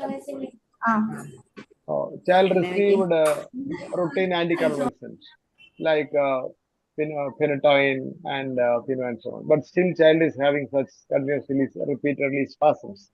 Child is brought to the AD, and how will you manage that time, this child? Even after multiple antiepileptics, it was not controlling. No, child was given phenytoin, child was given Laura, again child is getting this type of... we can give pyridoxine, because pyridoxine deficiency conditions can usually... this type of thing. So generally you should give a pyridoxine advantage. So what are the myoclonic seizures or difficult to control seizures which are amenable to specific treatment? So I always have to probably empirically give this sometimes. So one is pyridoxine. What are the different types of pyridoxine amenable seizures? What are the 2 types? One is pyridoxine dependent seizures. Other one is pyridoxal phosphate responsive seizures. Okay. Okay, sir. So can you mention any other seizures which can respond to prompt specific treatment? West syndrome to ACTH therapy. Okay, yeah, West syndrome ACTH. Then metabolic issues, metabolic problems which can be... So sometimes after sending blood samples for investigations, you may try out this. And other one is biotin, biotinidase deficiency. Biotin deficiency. Folinic acid. folic acid response is vicious. Okay, carry on. Then, now how do you proceed with this? So can I go to the next slide? You go to this slide. So the evaluations in the child, basic blood routines can be done. Calcium, vitamin D3 as a case of preterm delivery. Supplements were not taken. There is seizures. Then LFT, ammonia, blood gases for metabolic workup. Then TMS and urine GCMS can be done. For this, then ophthalmology and ENT evaluations, neurosonogram, MRI, EEG, etc. can be done. Of these, all these tests where LFT, ammonia, blood gases, everything were within normal limits for this child. The TMS and GCMS became negative for glutaric aciduria and all those metabolic conditions. Then ophthalmology, the fundus examination was normal. And,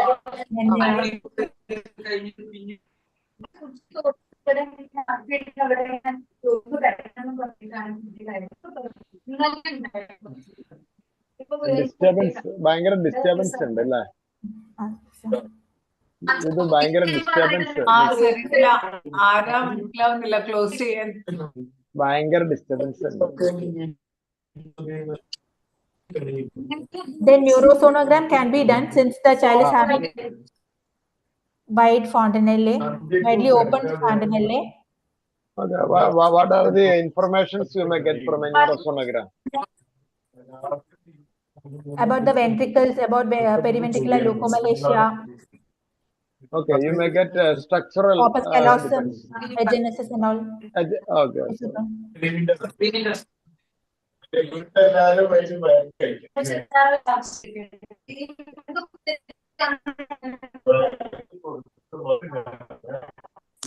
Can you mention one condition where you may get corpus callosal agenesis, cortical blindness, a combination of those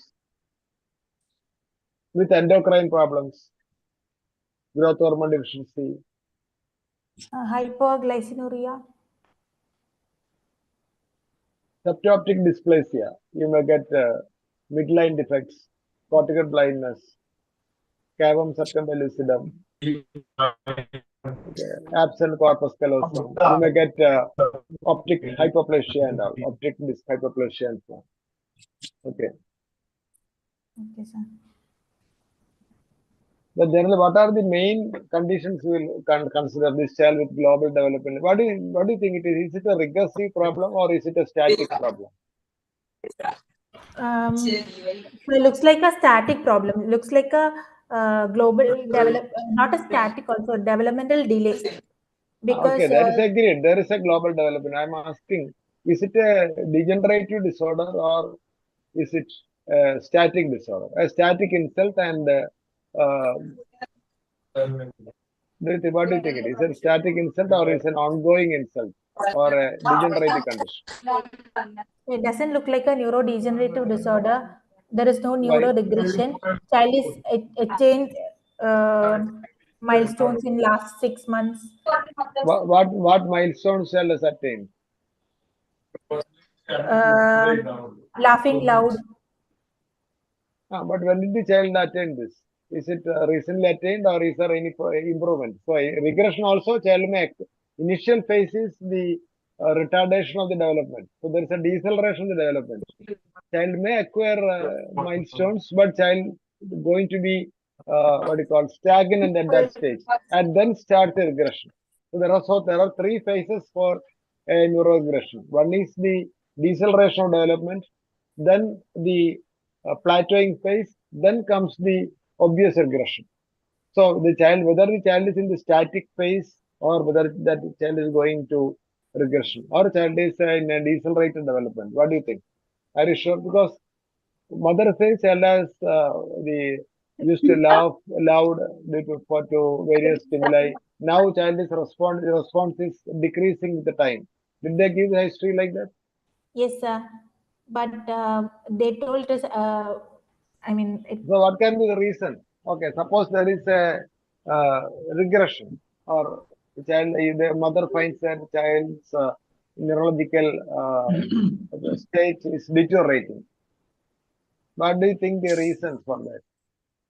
it could be a neurodegenerative disorder. One is a neurodegenerative. Then what else? Because of the seizures.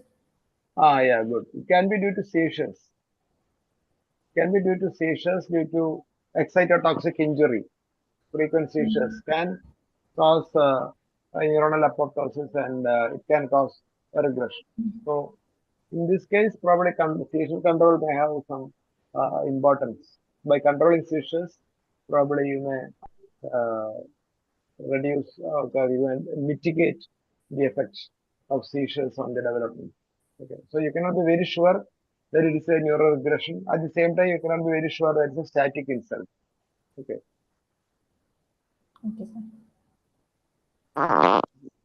Then how do you proceed with this? What evaluations you said ophthalmology is important. What is the purpose of ophthalm evaluation?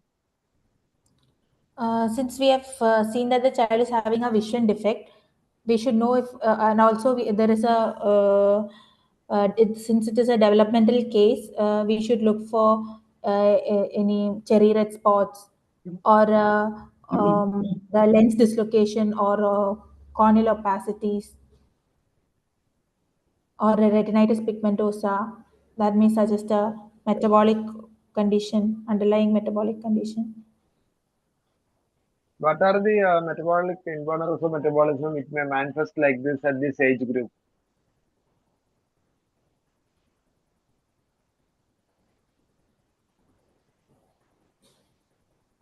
Other systems are normal. No, there is no hepatomegaly, splenomegaly, no dysmorphic features. Okay.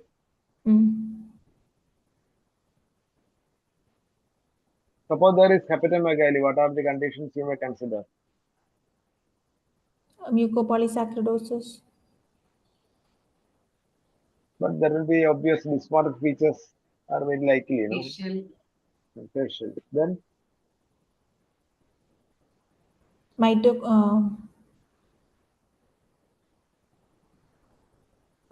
Organic astorias can present like this without a hepatomegaly. Yeah, it can cause organic acidurias. Okay, organic acidurias. So, what are the organic acidurias? You know. Glutaric aciduria.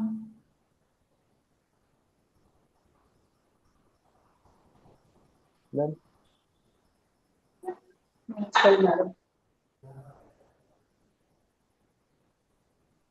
What are the features of maple syrup urine disease?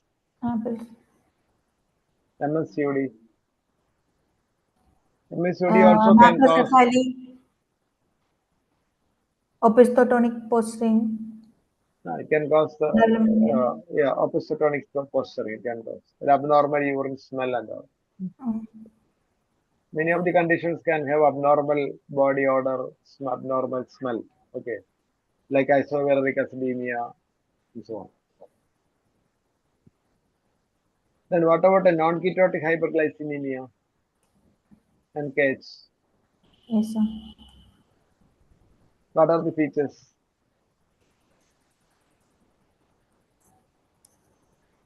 Seizures, severe development, myoclonic seizures, severe developmental delay. They can have hiccups, right? Hiccups. Due to diaphragm seizures. What is hiccup? Diaphragmatic myoclonus. Diaphragmatic myoclonus. Fetal seizures, all that they can do. Ma'am? So what are the other, so there can be genetic epileptic syndromes. No? Why it is important in this case? What is the importance of proper diagnosis in this case?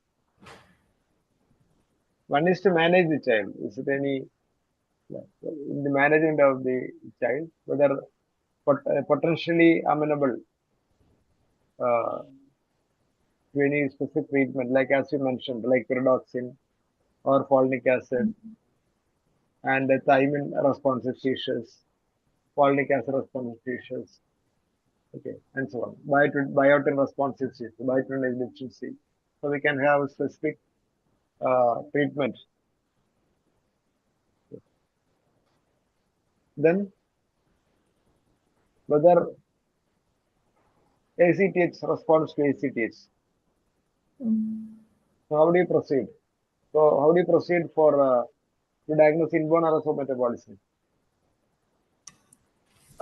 Inborn errors of metabolism, you should do the metabolic workup, TMS or urine GCMS, then ammonia lab. You have already mentioned the workup. Just say that.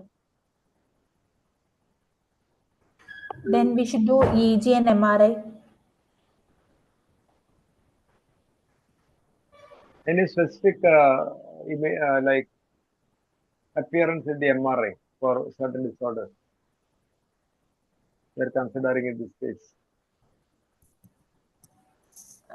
Since there are Whether it seizures, was developmental delay. this child MRI was it taken? MRI Yes, of this. Fine. Do you have the slide for that? Do you have the slide? Next No, slide. MRI picture Yeah, there is a ventriculometry. There is a batwing appearance of the ventricles, and that had suggested glutaric aciduria. So that is the appearance of glutaric acid. There will be wide sylvian fissures, and there can be wide the subarachnoid spaces. There can be rupture of the bridging veins. It can cause subdural hemorrhage and so on. So picture can, the memory can suggest the possible metabolic problem. Okay. Then EEG. EEG was taken from outside. It showed modified hypsarrhythmia. But the hypsarrhythmia pattern was not obtained in the repeat EEG.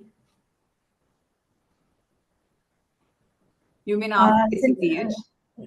No, ma'am, before ACTH. Since modified hypsarrhythmia was seen in the EEG and there were infantile spasms, we started on ACTH therapy, and for which the child responded well. There were no spasms were controlled since then. Is there any role for genetic diagnosis, molecular diagnosis?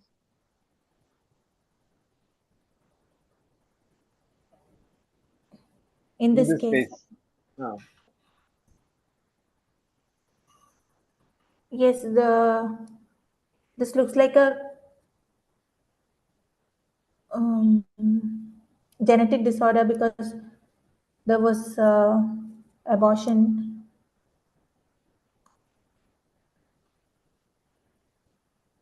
Suppose it is a glutaric aciduria, suspecting.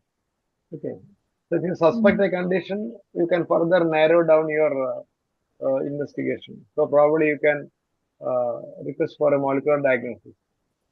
Okay.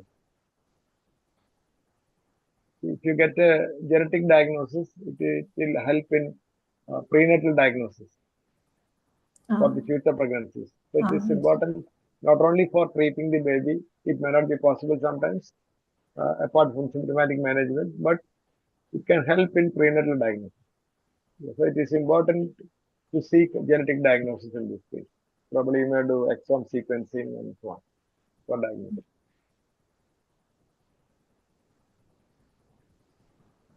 For them, it will be useful because first they had a first trimester abortion. This is the child, and so prenatal counseling, if diagnosis made, they can actually look for it. So in your management, this also becomes a part of management. Sir, okay. 9:50. Can you wind up? Any comments from any other? Purushothaman sir എന്തെങ്കിലും പറയുന്നു sir?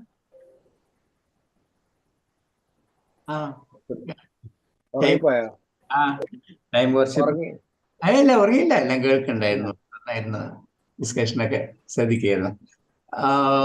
Gopika, in the antenatal period, you said folic acid and iron separately.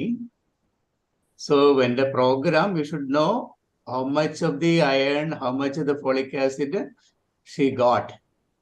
So because the program insists 180 tablets of this folifer tablets. Folic acid was given separately, iron was separately given. And what is the content of the iron, which preparations you are not sure. So in pregnancy, that is an important thing. Folifer or equivalent of iron and folic acid, that is to be mentioned. And sir was asking about the vaccination. This is basically, there are 3 vaccines which are intended for prevention of the illnesses in the newborn.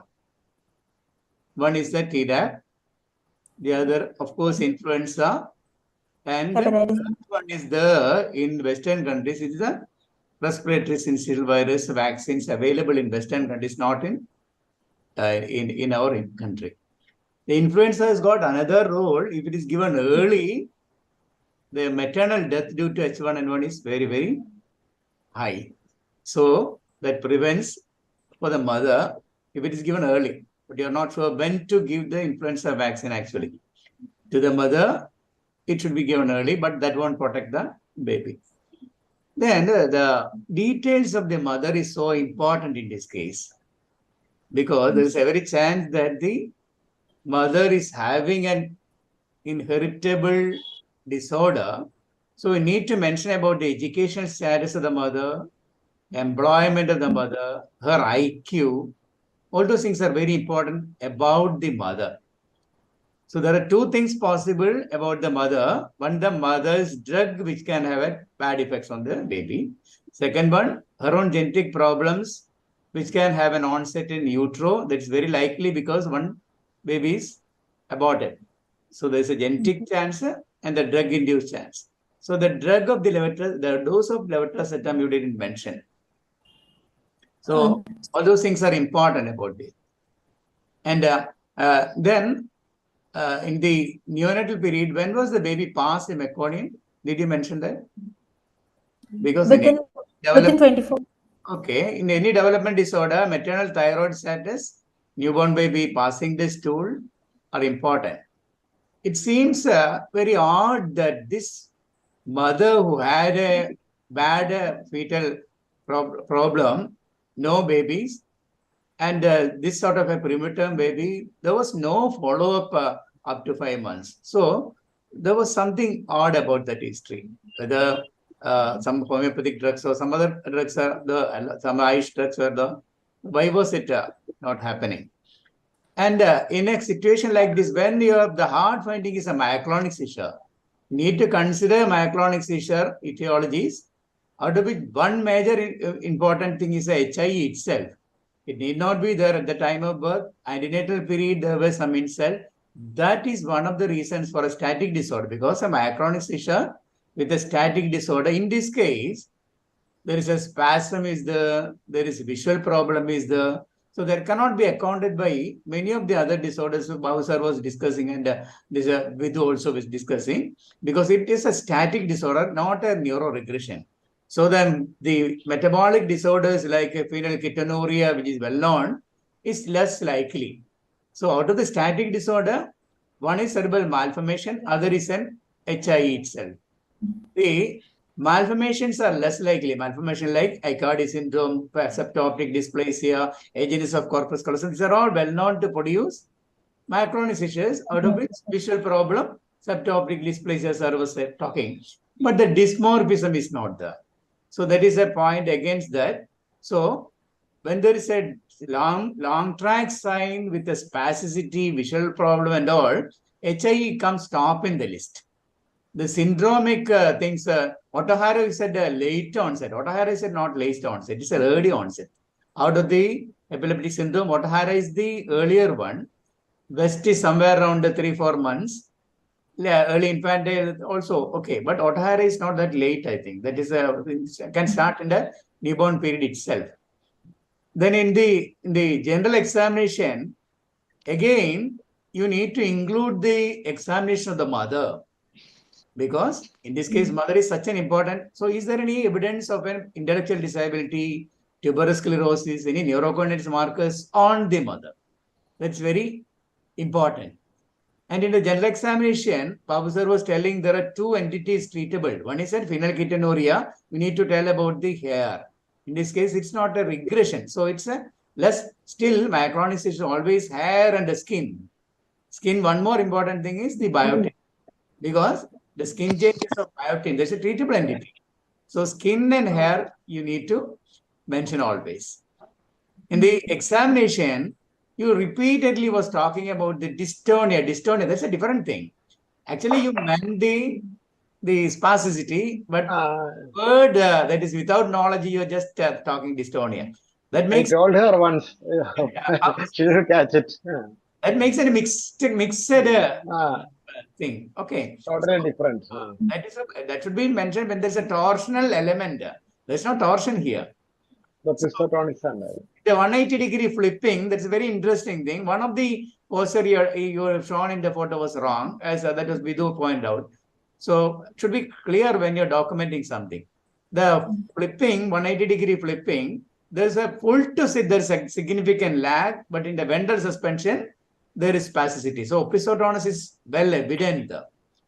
And in the vertical suspension, the spasticity and the heel not touching is well evident.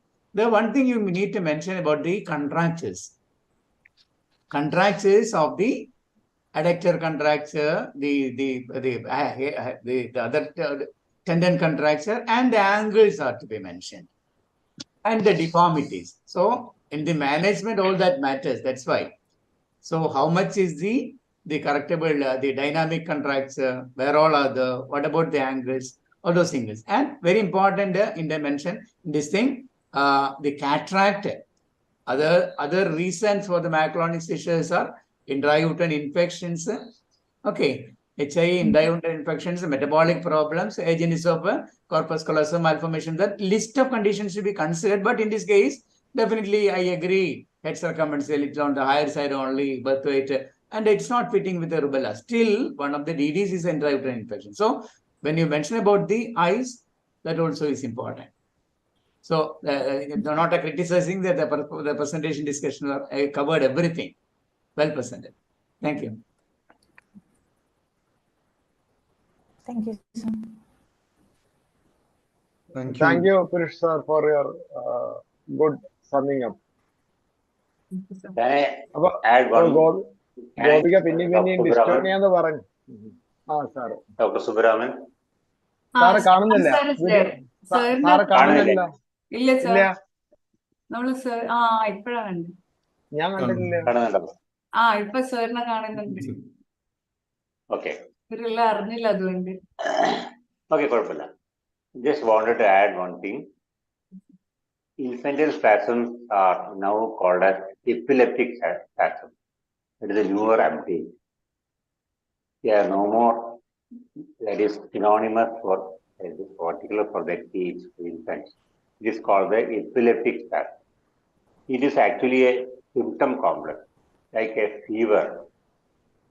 It is like a symptom complex. So that is mainly there will be myoclonic, this may be a part of infantile spasm, that is what is now called as epileptic spasm. And as far as possible, you will have to demonstrate the evidence of hypsarrhythmia. If there is evidence of hypsarrhythmia, one should be able to make a diagnosis of West syndrome. Only if there is hypsarrhythmia, you call it as West syndrome. So, graduates, as far as possible, because mostly it is during awakening. That is the EEG evidence of hypsarrhythmia. For PG is how you demonstrate hypsarrhythmia. What is the EEG pattern? It is like a 1.5 or 2-year-old child is scribbling. Just like scribbling is chaotic pattern, or classically of hypsarrhythmia. So that pattern is there, you call it hypsarrhythmia. If there is evidence of hypsarrhythmia, you call it as West syndrome. So it is now called as newer update, that is given as an epileptic spasm. And as far as possible, you have to do MRI and you will have to make a diagnosis between a tuberous sclerosis, like a dripping candle appearance, and you will have to make evidence of a tuberous sclerosis. Where is the management difference? If there is evidence of tuberous sclerosis, the main treatment is beta battery. Whereas if it is an epileptic spasm, the treatment is mainly ACTH or steroid, followed by vigabatrin. Vigabatrin, there is a mnemonic VI for vision, and GABA, that is a GABA transaminase inhibitor.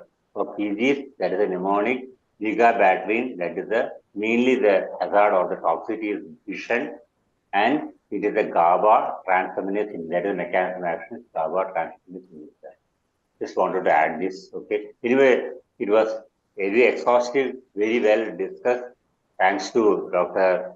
Babu Francis, Dr. Vidhu, and Dr. Gopika. Thank you very much. And Vishnu for adding your information on that. Thank you very much. Thank you, sir. Thank you. Thank you, Thank you very much. Gopika, Vidhu, Vishnu, everybody. Thank you very much, sir. Thank you, Babu sir, Vidhu, and Dr. Gopika for that wonderful discussion. It was really exhaustive and informative. So, looking forward for another discussions in the coming Thursdays. And thank you very much, Purushothaman sir and Suvaraman sir, for being with us all throughout the past almost 2 hours.